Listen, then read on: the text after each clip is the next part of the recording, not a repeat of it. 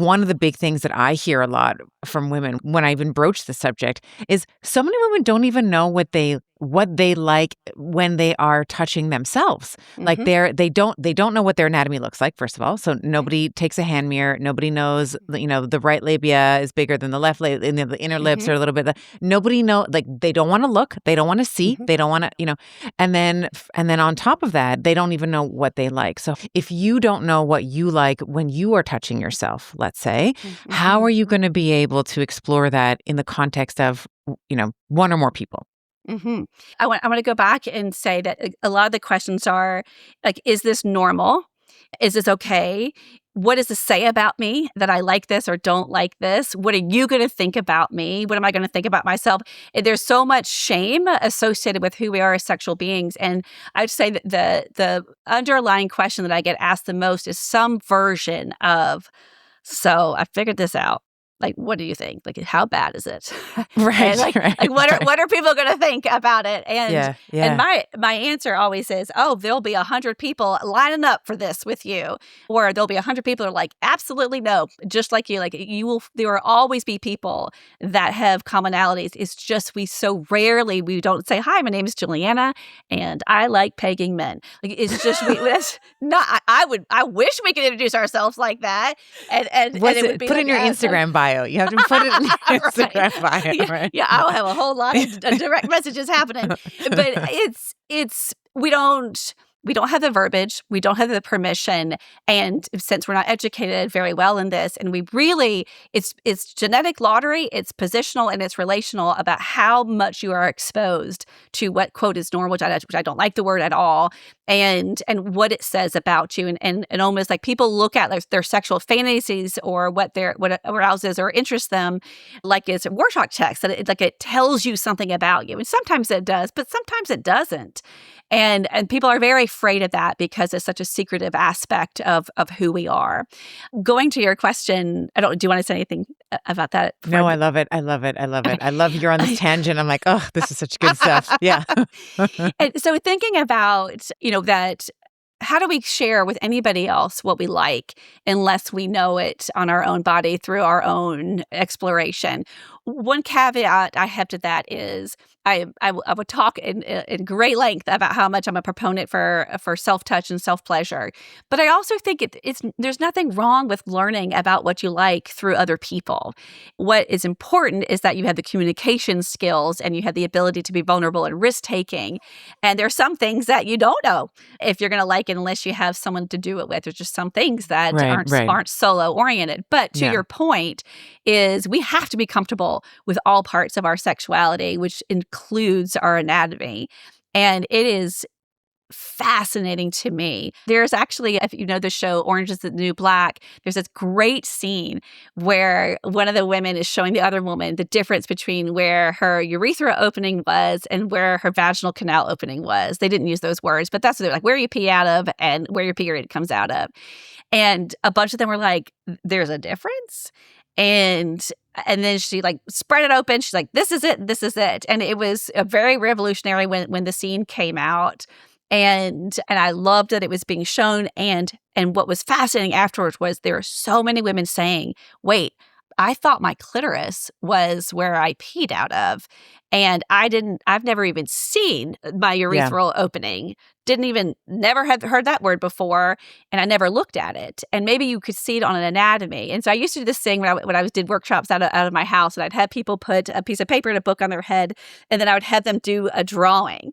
And it was always absurd because you can't see it. And then I'd have everyone present their vulva, and they're always awful looking and not in the right spots because you can't orient yourself. And I would say this is what we're taught. This is how we're taught. This is how disjointed it is.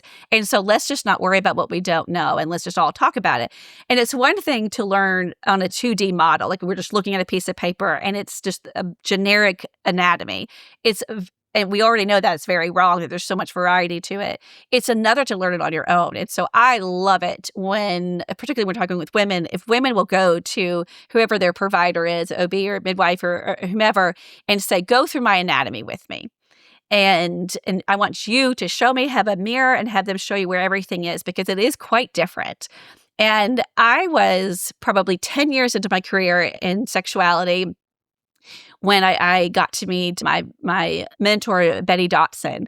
And if people don't know who she is, I want you to look her up. And she is absolutely an incredible woman. She has passed away. She passed away at 91 several years ago. And she did something. She had a course called Body Sex that she came up with, and she did since the 70s. And she was just such a revolutionary person. And if you know the movie Fried Green Tomatoes, there's a scene of them getting mirrors out. That's really based on the work that she would do. She was the woman who was saying, "Get your mirrors out," and I probably can't say the words, and look at that. And so I was able to go meet her for the first time in her apartment in New York City and do a 2-day naked workshop. I write about it in the book. And I knew when I talked about it that there would be a lot of people like, "What are you talking about? That you're going to go?" And of course you would do it because you're someone in the sex world. Well, I went because I wanted to meet Betty. She is the pioneer in my field, and that was just my thrill. I did not think through until I was getting in the elevator to go upstairs that I was going to have to get naked with people for 2 days. And I all of a sudden became not Dr. Juliana. I was just Juliana, and I was scared to death about it. And it changed my life to experience this, to push myself in that way. And after a series of things, one of the things you do at the end of the first day is you do a genital show and tell. And she would say, because she liked to be controversial and to shock people, she would say, "Who wants to see an 80-year-old vulva?" That's not the word she used, but vulva. And we were all like, "I want to see it." And so we were all naked to begin with. And at this point, we were pretty comfortable being naked. And she just spread her legs and she went through her anatomy with us. And she had asymmetrical inner labia, and she talked about what that looked like. We got to see it. She talked about her aging. She showed us gray pubic hair. She talked about the difference of the color, and no one had ever talked to me ever about how a vulva aged. And I was 10 years into my career, and I hadn't even thought about that. And then everyone does their own genital show and tell. And I felt like I was back into that acting class again. I was like, oh. And I thought I would be like spreading my legs and be like, "Let's do it." But when it came to my turn, I had to work to open my legs because I walked into that body sex feeling really good about my body and particularly about my vulva. And I'd been complimented a lot. So I was like, yeah, I got this. But I was maybe like the 5th to go. And the people before me I thought had beautiful vulvas. And I was like, I don't think mine's going to be as good. I don't know. I don't even remember what my vulva looks like anymore. And as she walked through my anatomy with me, I had to really work through just even the body image of my genitals. And that was unexpected to me and was very confronting in a lot of ways. And the way that they do it is everyone claps. And so we joke like, when do you ever get a standing ovation for your vulva when it's not in a sexual act? That should be a rite of passage. It really should be, because it's pretty amazing, to be honest, when it's just, to be supportive and wonderful.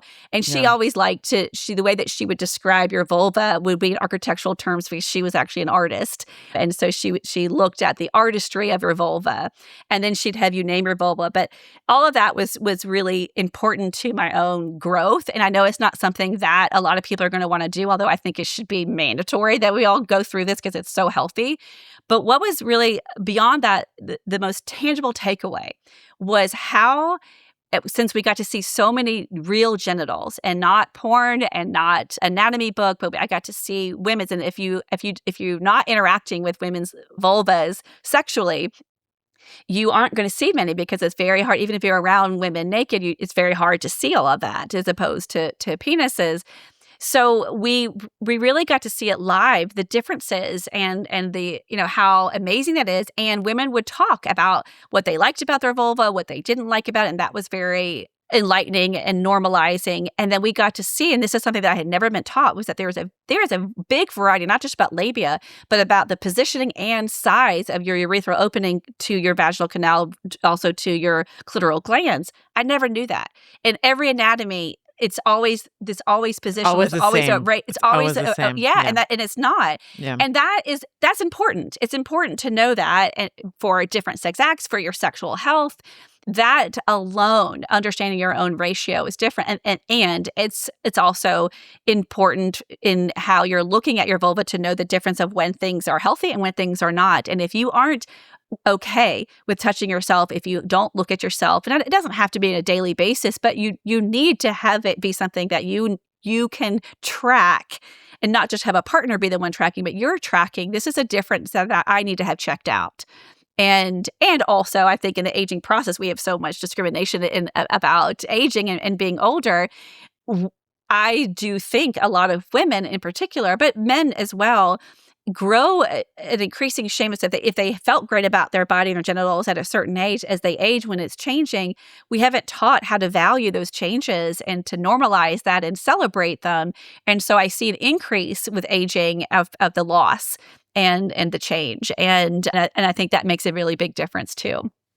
God, that's so good. And the other thing I would love to add in here is when you are seeing some of these different normal variants, we'll say, and I'll actually, before I even say this, I'll pre-frame this by saying any type of plastic surgery that makes you feel better, like you do you, right? But I think that I remember seeing a doctor online and I was very upset by the post. I mean, I was initially very upset and I was trying to ask myself, like, what about this post really upset me?